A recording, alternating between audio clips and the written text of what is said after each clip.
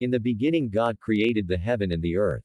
When God says, in the beginning, it is beyond the limited concepts of time in the human mind. Humans perceive time within the boundaries of past, present, and future, but for God, time is not confined. God's time encompasses eternity from the beginning to the end, and when he speaks of the beginning, it refers to that appointed time, which is known only to God.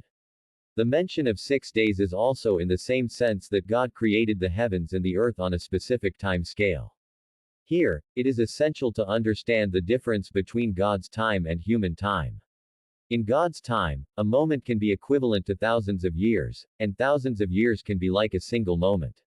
This statement points to the fact that when God created the heavens and the earth, it was part of a structured and deliberate process, which we, as humans, cannot fully comprehend, but it is necessary to acknowledge his wisdom and power.